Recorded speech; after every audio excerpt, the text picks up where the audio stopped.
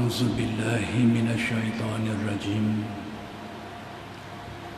بسم الله الرحمن الرحيم. الحمد لله رب العالمين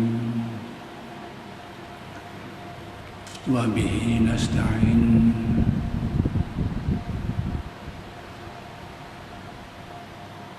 اللهم صل على سيدنا محمد النبي الأمي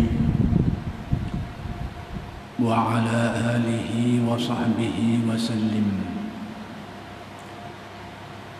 رب اشرح لي صدري ويسر لي أمري واحلل عقدة من لساني يفقه قولي. ولا حول ولا قوة إلا بالله العلي العظيم. إلهي أنت مقصودي ورضاك مطلوبي. أعطني محبتك ومعرفتك.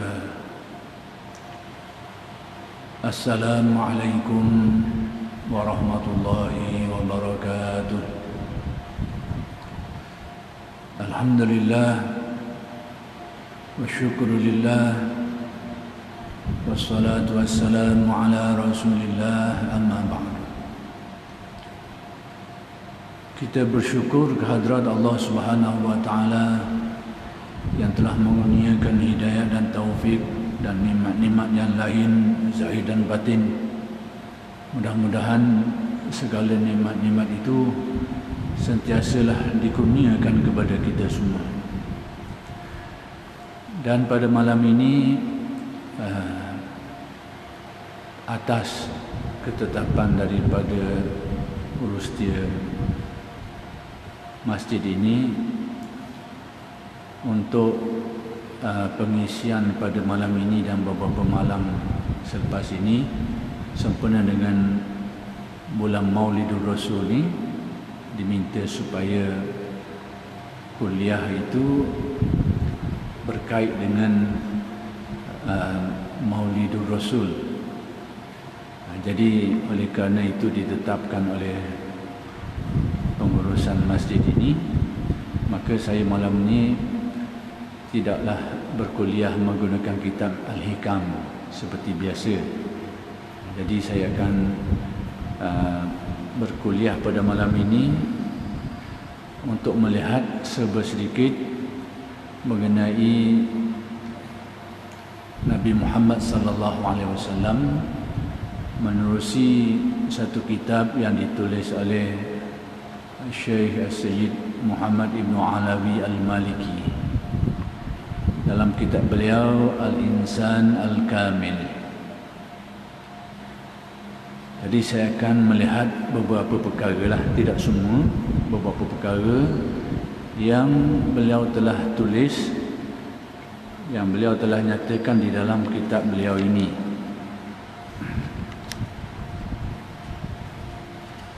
Berkaitan dengan Nabi Muhammad sallallahu alaihi wasallam. Sebelum saya menyebut beberapa perkara yang dan mengulas beberapa perkara yang beliau sebut di dalam karya beliau ini, adalah perlu kita sama-sama fahami bahawa keyakinan kita kepada kenabian Nabi Muhammad sallallahu alaihi wasallam adalah satu perkara yang sangat penting. Pertama sekali kerana ia adalah salah satu di antara dua bahagian syahadah. Kerana syahadah kita pertama sekali tentang ketuhanan Allah, yang kedua tentang Nabi Muhammad, kenabian Nabi Muhammad sallallahu alaihi wasallam. Jadi perakuan syahadah kita itu memang mencakupi dua perkara ini. Yang penyaksian dan perakuan tentang ketuhanan Allah yang kita sebut di dalam asyhadu an la ilaha illallah, itu sebahagian. Bahagian yang kedua, perakuan kita, penyaksian kita terhadap kerasulan Nabi Muhammad sallallahu alaihi wasallam. Wa asyhadu anna Muhammadan Rasulullah. Dan dua perkara ini berangkaian. Di dalam solat kita pun kita menyatakan penyaksian ni dalam solat kita, dalam syahadah tasyahud kita. Jadi dua perkara ini tentang ketuhanan Allah dan kerasulan Nabi Muhammad sallallahu alaihi wasallam ini adalah dua perkara yang sangat penting menjadi paksi kepada agama ini. Jadi sangat perlu kita memahami selok-belok yang berkaitan dengan Nabi Muhammad sallallahu alaihi wasallam, kerana dia menjadi mukaddimah kepada keyakinan kita terhadap Allah Subhanahu wa taala. Kita mengenal Allah hanya beberapa perkara saja yang boleh kita buktikan dengan akal. Tentang ketuhanan Allah itu beberapa perkara saja yang kita boleh gunakan akal untuk membuktikan kebenarannya. Yang lain itu kita dapat menerima kebenarannya setelah kita menerima kebenaran kerasulan Nabi Muhammad sallallahu alaihi wasallam. Di sinilah tempatnya ada segolongan orang yang cuba menimbulkan keraguan terhadap agama ni. Lalu antara perkara yang cuba dibangkitkan, dia kata Islam ini berpaksi kepada ikutan yang membuta tuli. Pakai ikut je, dia kata.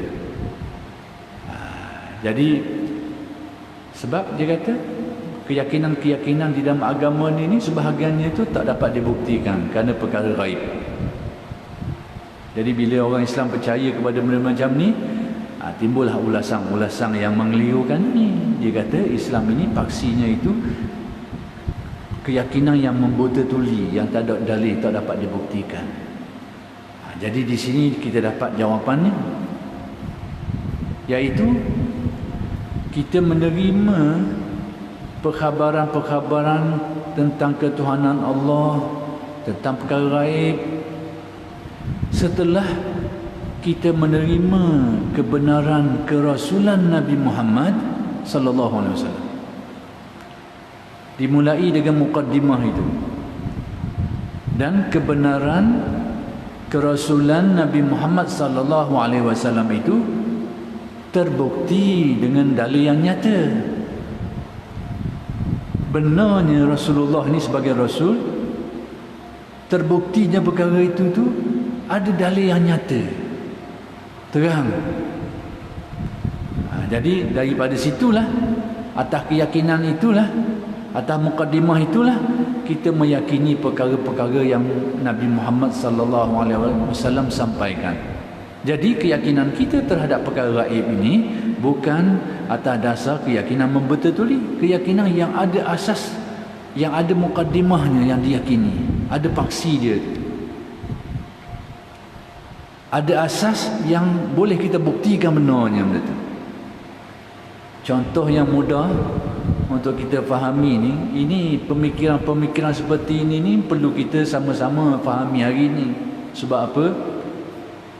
Sangat banyak aliran pemikiran yang masuk ke dalam masyarakat kita ni, yang sebahagiannya itu kadang-kadang menggoncangkan keyakinan kita, terutamanya bagi orang yang tidak ada asas yang kukuh ni.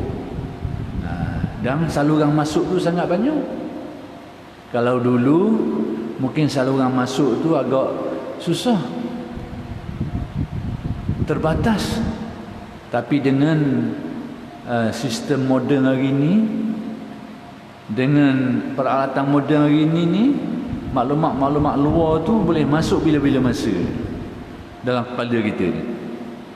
Jadi kita perlu ada benteng untuk memahami perkara-perkara ni supaya tidak diragukan. Jadi antara perkara yang cuba diragukan tentang perkara ini, dia kata tadilah, kita ni sebenarnya i'tiqad kita ni, pegangan kita ni membuta tuli, dia kata. Tak ada asas, tak ada dalil. Jadi kalau kita fikir selapih, betul lah fikir selapih. Tapi ulama telah menjelaskan hakikat.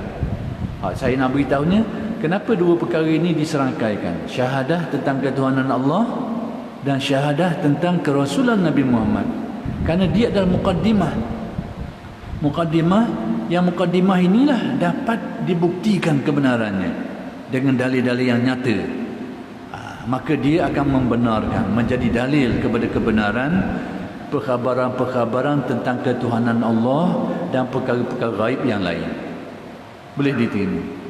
Contoh mudahnya, sesuatu berita itu apabila dia disampaikan oleh seseorang yang kita dapat buktikan dia ni memang betul, dia tidak bercakap bohong, dia seorang yang benar, dia ni cukup syarat yang tidak diragukan lagi. Hak dia khabar tu, apa yang dia beritahu tu meyakinkan kita.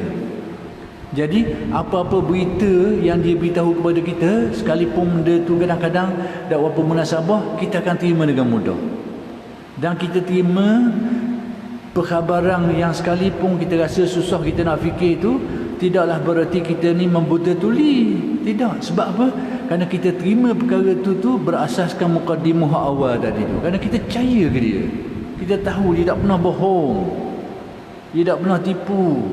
Sudah terbukti, sudah nyata, dan kita boleh buktikan perkara tu. Jadi apa saja yang diberitahu dan kita percaya, kepercayaan kita itu adalah berasaskan kepada keyakinan, bukan berasaskan kepada kepercayaan taklid yang membuta tuli. Bukan. Itu maksudnya. Itu pentingnya syahadahnya. Syahadah tentang ketuhanan Allah dan syahadah tentang kerasulan Nabi Muhammad sallallahu alaihi wasallam. Umat Islam hari ini mengadakan sambutan tahunan, dan dia adalah satu program. Dia bukan satu ibadah baru seperti yang disangkakan oleh setengah orang lalu melabelkannya sebagai perkara bid'ah. Dia adalah program umat Islam, program. Tapi pada pandangan setengah golongan itu, dia anggapnya sebagai menetapkan suatu amalan baru dalam Islam. Bila dilabelkan sebagai amalan baru dalam Islam dan tidak ada zaman Nabi, dia akan pergi kepada istilah bid'ah. Lepas tu pergi lagi, setiap bid'ah menurut sebahagian menurut mereka ni sesat. Dan dia akan pergi jauh lagi tu, tapi tak sampai di tempat kita lagi. Yang sesat ini kena bentras. Cara bentrasnya macam mana? Berkesudahan dengan membunuh, seperti yang berlaku di beberapa tempat lain sebelum ini. Saya berasa sangat perlu untuk kita bercakap tentang perkara ni sekarang ni. Ini satu pemikiran yang berbahaya yang masuk dalam masyarakat kita. Pemikiran yang berbahaya, cetusan pemikiran khawarij yang telah pun berlaku di zaman awal Islam dulu, tapi berkembang dulu dalam bentuk kelompok, kumpulan. Senang kita cam kelompok ni kelompok khawarij, orang kenal dulu lagi tak. Hari ini dia tukar baju, pemikiran yang sama, baju lain, tapi perkara yang dibawanya serupa je. Dan ini telah menggoncangkan umat ini, menghuru-harakan umat ini, memecah belahkan umat ini, bahkan mengakibatkan pembunuhan sesama Muslim dan sebagainya. Ini cetusan pemikiran hari ini. Jadi saya kaitkan sikit tadi tu, umat Islam hari ini menyambut Maulidur Rasul ini sebagai satu program kemasyarakatan untuk memperingati. Dia bukan mereka satu amalan baru sehingga boleh dilabelkan bid'ah atau tidak. Ini program umat ni untuk mengingati kembali kelahiran Nabi Muhammad sallallahu alaihi wasallam ini, nak memperingati kembali. Lalu pengisian program itu macam-macam lah. Ada yang mengisinya dengan kuliah, ada yang mengisinya dengan pembacaan kitab-kitab Barzanji, dibai yang dikarang oleh ulama-ulama atau kitab-kitab moden dan sebagainya, tak kisahlah. Ada yang mengisinya dengan berkumpul dan berselawat beramai-ramai. Itu program yang diatur. Program yang diatur. Maka dia tidak termasuk dalam label bid'ah ke tak bid'ah. Dia program. Bukan satu amalan baru. Aktiviti kepada umat ni. Baik perlu atau tidak aktiviti seperti ini. Jadi orang-orang yang menganjurkan program ini merasa perlu. Kerana ada sifat mengingatkan kita yang selalu lupa ni. Kalau tak buat peringatan ini, lupa kita tu lebih berat dan lebih berlarut-larutan. Kerana kesibukan kita, urusan kita, jadi akhir sekali lupa terus. Lalu diperingatkan secara tahunan. Paling tidak mengikat ingatan kita tu setahun sekali pun mengingatkan kita balik. Sempurna dengan tarikh itu. Tentang kelahiran Nabi besar Muhammad sallallahu alaihi wasallam. Itu pun sudah cukup, maksudnya sudah bermanfaat. Dan kalau yang mampu lagi, dia buat secara kerapkan lagi 2-3 bulan sekali ke, terserahlah. Tapi nak beritahunya, umat Islam memprogramkan benda ni secara tahunan. Dan terlaksana sampai hari ini dengan tujuan yang baik. Dan ada asas-asas lah. Ulama-ulama yang membuat sambutan ini, mereka pun melihat kepada dalil-dalil dan menafsir menurut tafsiran-tafsiran yang mereka faham. Jadi apa-apa pun terserahlah kepada golongan yang tidak mahu menerima perkara ni dan nak menganggap bid'ah, terserahlah. Cuma hendaklah kita fahami perkara ni. Bagi orang-orang yang nak melakukan sambutan ini, hendaklah dia faham perkara ni. Jadi orang tak bersetuju tu nak kata apa, terserahlah masing-masing. Sikap kita macam tu. Yang tak nak setuju dengan sambutan seperti ini, nak membid'ahkannya, silakanlah. Tak ada masalah apa. Itu sudut pandangan dia. Dan orang-orang yang menerima sambutan ini dan mengadakan sambutan ini, mereka ada asas-asas kefahaman yang ada asas-asas penerimaannya. Ada perkara-perkara yang boleh diterima dari segi penghujahan dia. Itu mukadimah yang saya nak berilah tentang perkara ini. Baik, sekarang saya nak baca satu kitab yang ditulis, nak kutip lah, nak ambil beberapa perkara, tidak keseluruhannya. Apa-apa yang ditulis oleh beliau ini menjelaskan tentang diri Nabi Muhammad sallallahu alaihi wasallam ni. Baik, antara yang ditulis dalam kitab beliau ini tentang ciri-ciri keistimewaan, kesempurnaan diri Nabi Muhammad sallallahu alaihi wasallam ini dan kekeramatan ataupun perkara-perkara pelik, yakni mukjizat atau irhas yang Allah Taala zahirkan kepada beliau ini. Aspek-aspek tu yang kita nak terangkan. Kenapa saya rasa perlu saya terangkan aspek-aspek ini? Ada sebab. Ada sebabnya. Pertama sekali, kadang-kadang ada satu pemikiran yang tersebar dalam masyarakat kita, yang mana pemikiran ini kalau tidak ditafsir boleh membawa kepada satu hal yang kita rasa memandang Nabi Muhammad sallallahu alaihi wasallam ini dengan pandangan yang tidak wajar. Apa perkaranya itu? Iaitu ada pemikiran-pemikiran yang tersebar ni bahawa Nabi Muhammad sallallahu alaihi wasallam ini hanya sabit keistimewaannya tu setelah beliau diangkat jadi nabi. Sebelum itu sepertilah orang lain. Ini suatu pemikiran pada saya tak boleh nak terima lah. Kalau ada orang boleh terima, silakanlah. Tapi saya sebut tu, nanti saya akan kemukakan dalil lah. Punca apa sebab dikata seperti itu.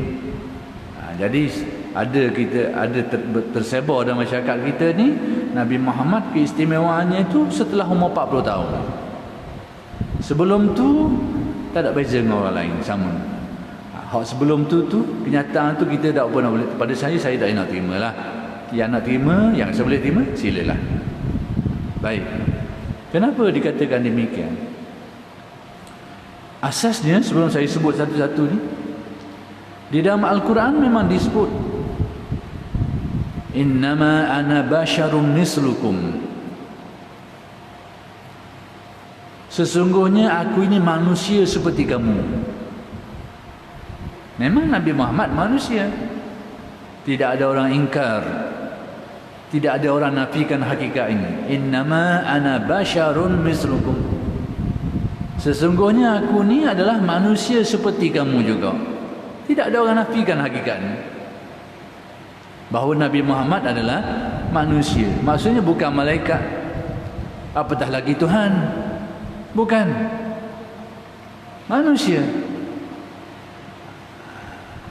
Tetapi kita kena lihat dalil lain, manusia yang bagaimana? Itu dia. Manusia yang bagaimana?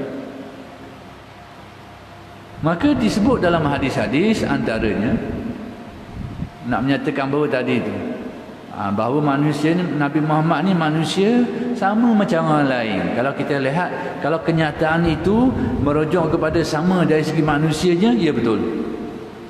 Tapi kalau sama dari segi kedudukan macam orang lain, tak ada lebih apa-apa, itu kita tak nak terima. Kalau sama sebagai manusia, kita rasa memang itulah yang betul. Tapi kita bimbang kenyataan itu difahami, manusia seperti kita ni tak ada apa-apa kelebihan. Itu kita rasa kita tak boleh nak pakai kenyataan itu. Jadi di dalam hadis sebagai contoh, Nabi bersabda, lastu ka ahadikum, aku tidak seperti kamu. Aku tidak seperti kamu. Maksudnya manusia tetap manusia, tapi Allah Ta'ala beri kelebihan kepada Nabi Muhammad sallallahu alaihi wasallam. Kelebihan. Sebab itu ada riwayat menyebut sahabat minum darah Nabi.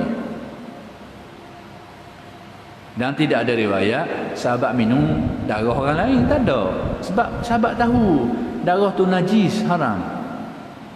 Takkan tidak tahu hukum tu? Tak ada riwayat sahabat minum darah orang lain. Tak ada. Tapi ada riwayat menyebut dia pernah minum, ada sahabat yang pernah minum darah Nabi yang berbekam tu. Jadi kenapa sahabat buat macam ni? Berarti mereka faham tentang kelebihan diri Nabi Muhammad sallallahu alaihi wasallam. Bukan atas perkara kerana lupa ke, kerana ta'assub ke. Ada orang cuba memahamkan perkara ni nak tolak, tak boleh sebab ada hadis, ada riwayat. Lalu cuba tafsiran, terserahlah nak tafsir mana-mana, masing-masing punya cerita lah. Tapi kita rasa tak nak terima tafsir. Dianggap sahabat ni kerana sayang dak lalu, takkanlah sayang dak lalu sampai terlupa halal haram. Darah tu orang tahu belaka najis. Jadi takkanlah sampai ta'assub dah lalu, sayang ke Nabi dah lalu sehingga lupa dah halal haram ni. Jadi kita rasa benda macam ni tak sesuai lah kita nak nisbahkan kepada Nabi Muhammad. Wallahu a'lam. Yang nyatanya tak ada riwayat sahabat minum darah orang lain, tak ada. Tapi darah berbekam Nabi tu ada sahabat. Nabi. Kenapa demikian? Kita memahaminya kerana mereka faham kelebihan diri Nabi Muhammad tu yang diciptakan oleh Allah Subhanahu wa taala. Itu dia.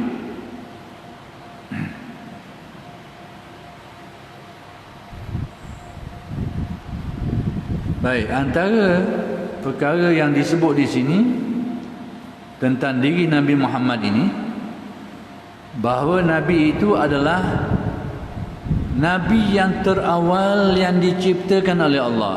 Inilah antara isu yang sangat kontroversi. Antara sebab kenapa kitab yang orang-orang kita dulu selalu baca tentang maulid tu, iaitu kitab Bazanji tu, hari ni kalau dulu tak ada masalah lah. Orang kampung kita mungkin ada orang alim, ada masa musim maulid, kemudian ada cukur rambut, dia baca kitab Maulid Barzanji itu. Maulid ini, kitab Maulid Barzanji ini merupakan kitab yang ditulis oleh ulama menjelaskan tentang perihal Nabi, kelahiran Nabi dan sebagainya, sifat-sifat Nabi. Itu Maulid kitab tu. Cuma kitab itu ditulis dengan bahasa sastra. Bahasa dia tu bahasa comel, bahasa yang ekah, berbunga-bunga, bahasa sedap didengar. Itu beza kitab tu dengan kitab lain. Dia ditulis dengan bahasa sastra, ada syair-syair dalam tu, ada nasar. Semua ini adalah penulisan sastra dalam bahasa Arab, bahasa molek lah, bahasa mudahnya. Tapi kitab itu mengandungi perihal tentang Nabi Muhammad itu sendiri dan hal-hal yang berkait dengan baginda, keturunan, nasab, kelahiran dan sebagainya, tentang sifat-sifat dan cerita-cerita yang riwayat-riwayat, kisah-kisah yang berkait disebut dalam kitab itu. Itu kitab Barzanji. Hak Soho sebenarnya ada kitab lain lagi yang seperti itu yang ditulis dalam dunia Islam. Tapi Hak Soho-nya di tempat kita ni ditulis oleh Barzanji. Siapa Barzanji ni? Ulama besar di Mekah dulu.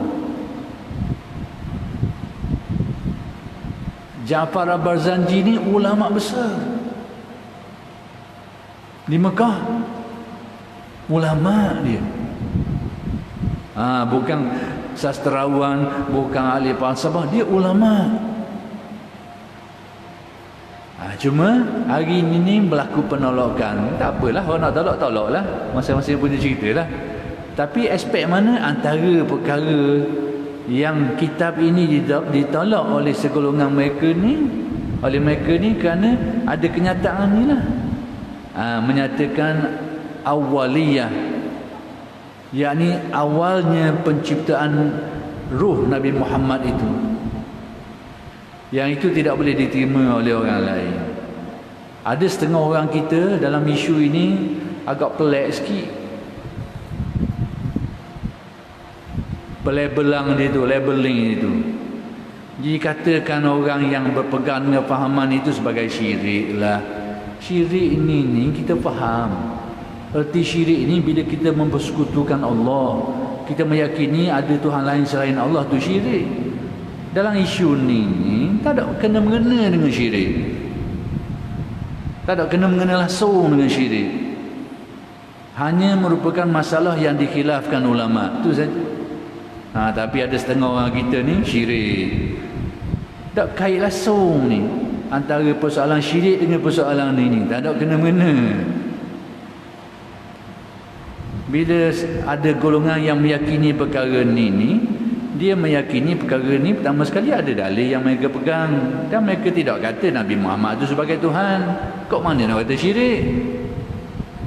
Bukan mempertuhankan Nabi Muhammad. Tapi nak kabur hari ni orang kita hari ni sikit-sikit syirik, sikit-sikit syirik. Itu dia. Jadi baik, keyakinan ini bahawa Nabi Muhammad itu adalah Nabi yang paling awal diciptakan.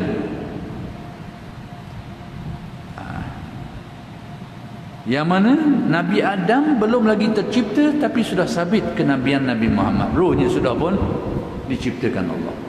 Sebab itu Nabi Adam kita panggil Abul Bashar. Abul Bashar ni bapa kepada segala manusia, badang. Manusia pertama, jasad manusia pertama yang diciptakan Allah. Daripada jasad inilah berkembang biak menjadi manusia seluruh hari ini, sampai hari ini. Sebab tu Nabi Adam orang panggil Abul Bashar, bapa kepada manusia, aspek fiziknya, zohirnya, badang ni, tubuh badang manusia. Tapi Nabi Muhammad orang panggil Abul Arwah,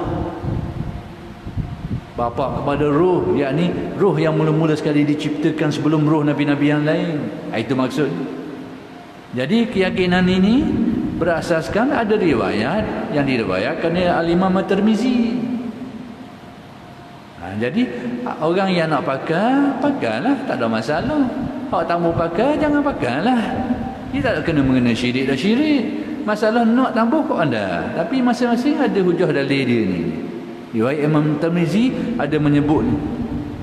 kuntu nabiyyan wa adamu baina ruhi wal jasad atau kama qala, aku sudah sabit kenabian aku. Itu salah satu riwayat lah, tapi ada riwayat yang lain lagi. Jadi daripada pelbagai riwayat ni menyatakan bahawa Nabi Muhammad paling awal diciptakan ruhnya tu berbanding nabi-nabi yang lain.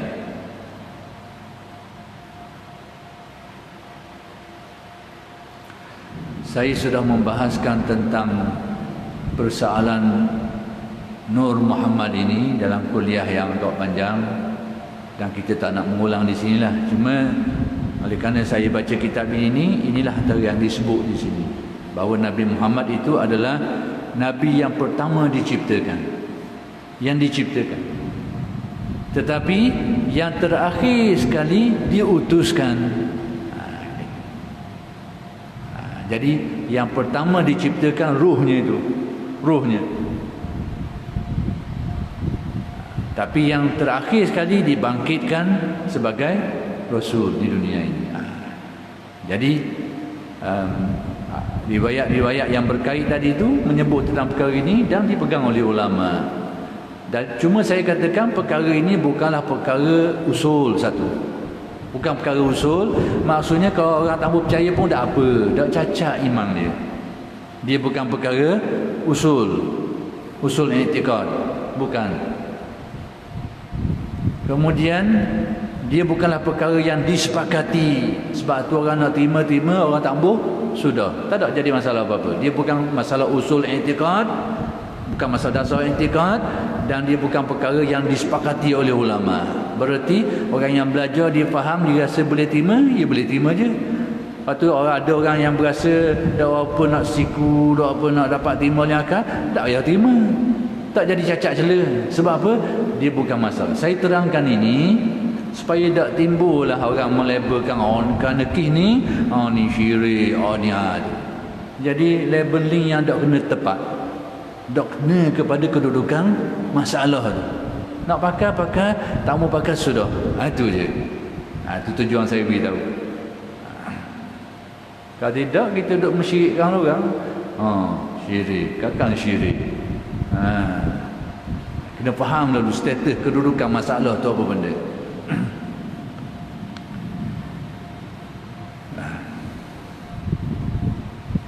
Baik, kemudian antara perkara, saya pilih-pilih je lah beberapa perkara di sini. Antara perkara yang berkait dengan Nabi ni, iaitu berlakunya pembelahan dada Nabi, syaqqus sadri. Ini sabit dalam sunnah. Abu Naim dan perawi-perawi yang lain ada mensabitkan, ada meriwayatkan hadis ini. Hadis berkenaan dengan pembelahan dada Nabi. Belah dada, belah secara fizik lah. Paling kurang 2 kali berlaku. Itu khilaf di antara ulama. Paling kurang, kalau kitab fiqh sirah tu oleh Syekh Said Ramadan Al-Buti tu, almarhum tu, paling kurang 2 kali. Bila? Pertama sekali ketika Nabi berada di perkampungan Halimatus Sa'diyah. Perkampungan Halimah As-Sa'diyah, iaitu sedang menyusu dengan Halimah Sa'diyah, duduk di kampung tu. Nabi masih kecil lah. Kerana menjadi tradisi orang Arab ni, kerana nak jaga budaya, nak jaga budaya kearaban ni, orang Arab duduk bandar ni, dia akan hantar kampung suruh jaga. Itu sebab apa? Kerana budaya Arab ni terjaga di kampung. Jadi tradisi orang Arab ni hantar kampung untuk membina budaya kearaban ni, Arab ni, supaya terjaga. Jadi Nabi pun seperti itu, dihantar. Maka banyak peristiwa yang berlaku situ. Antaranya perkara yang aneh yang memperlihatkan kelebihan Nabi Muhammad ni, pada waktu Nabi dihantar ke perkampungan tu masa tu berlaku kemarau berat, kering kontak. Tapi dengan takdir Allah, dengan kehadiran Nabi Muhammad sebelum jadi Nabi lah, masa kecil lagi tu, tiba-tiba kampung tu jadi subur menghijau. Subur. Maka di sinilah ada konsep tabarruk, berkat. Kita kena terima sesuatu itu ada bahagian berkatnya tu. Dan kita nak tahu mana, tengoklah dalil. Ada yang dijelaskan dalam Al-Quran, benda ni berkat, benda ni berkat. Ada unsur keberkatan. Hari ni percaya berkat dan berkat ni dianggap syirik dah sekarang.